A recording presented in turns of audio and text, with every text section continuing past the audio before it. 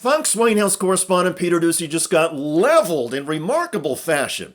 At a press briefing, Doocy tried to regurgitate a debunked Donald Trump claim that the Biden administration doesn't have money for hurricane victims in the U.S. Southeast because the funds were used on immigrants and on international efforts. The administration has money to send to Lebanon without Congress coming back. But Congress does have to come back to approve money to send to people in North Carolina. Do I have that right? Here's what I'm going to be very clear about. The president and the vice president has had a robust whole of government response to this. Hundreds of millions of dollars. I said it at the top, more than $200 million that we have directly put towards survivors here. People in Lebanon right now, without Congress having to come back, what does it say about his values? There's not enough money right now for His people values, in North Carolina who need it. That's not misinformation. Wait, no, that is your whole premise of the question is misinformation, sir. What you do? Yes, Which it's misinformation. Is there money to send to Lebanon right now? I just mentioned to you that we provided more than $200 million to folks who are impacted in the area, and I just shared with you that people are deciding not to. People are deciding not to. Letter to Congress that there's not enough money to help people We're in North talking Carolina. about the SBA disaster loan. That's yes. money for people in North Carolina. And that's important, and people in North Carolina need that. And for the record, Small Business Administration disaster loans are different from other kinds of relief that the government provides. The SBA loans are the first initiative. Other help is coming once Congress appropriates the money. But that concept seemed too complex for Doocy. We're going to need additional funding. That's exactly what I just asked about. And you said it was misinformation. Yes. What you're asking me is why Congress needs to come back and do their job. That's what you're asking me. Congress needs to come back and do their job and provide extra assistance, extra funding to disaster relief fund. That's what Congress needs to do, and we're going to continue to urge that. You may not want that, but that's okay. That's what this president wants, and that's what the vice president wants. Thanks, everybody. White House spokesperson Karine Jean-Pierre was right to be steamed. Most journalists in Washington understand there are several different budgets and sources that can be tapped to provide disaster relief. Some funds are available immediately, others require additional congressional action. But the way legislation gets approved in Washington provides an opportunity for the Trump campaign and his bootlickers at Fox to make up nonsense about inefficient federal government responses and people being left stranded. On MSNBC's Morning Joe, the Trump talking points and the people delivering it are getting blasted. Donald Trump, J.D. Vance, Eric Trump, everyone else in the Republican Party, entire news channels out and out lying about what's going on the ground there. Talking about civil war. It's staggering. Just staggering when you have Republican governors from those states, Republican senators from those states, Republican mayors from those states, Republican county commissioners from those states, Republican officials from those states saying that they're doing great. In a tragic situation, they are coordinating very well with the federal government. Donald Trump, shame on Donald Trump. Show this Charlotte Observer headline. It's an editorial from the largest paper in the state of North Carolina. Shame on Donald Trump for worsening North Carolina's tragedy with political lies. That editorial matters because less than a month before the election, it could swing undecided voters against Donald Trump. And North Carolina is a battleground state, a state that is also trying to clean up from Hurricane Helene. But Donald Trump's lies have been so frequent and pervasive that FEMA has had to allocate resources to set up a rumor response page on its website. FEMA's director says Donald Trump's lies are demoralizing aid workers. Trump said Joe Biden and Kamala Harris have stolen $1 billion from FEMA and are spending it on housing illegal migrants.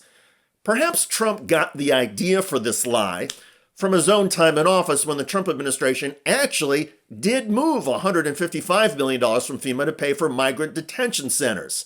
Trump lied when he said Biden was refusing to help people in Republican areas and would not take calls from Republican governors. As Joe Scarborough noted, the Republican governors in those states keep proving Trump wrong.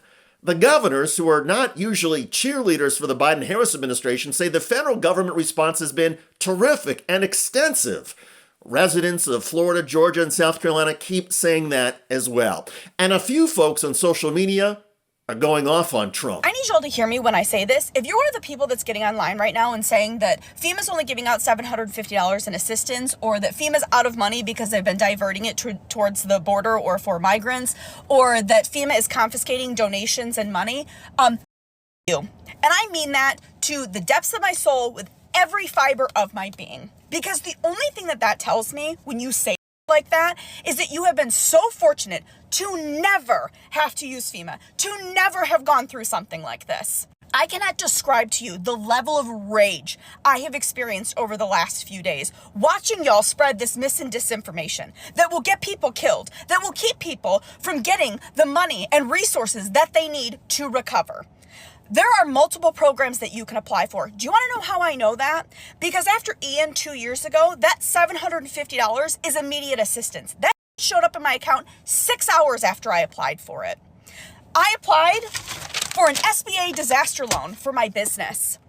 There are multiple ways you can access money. There are multiple agencies. Do you want to know why FEMA is being tied to the border right now? Because it's under the control of the Department of Homeland Security, DHS. Do you want to know who did that?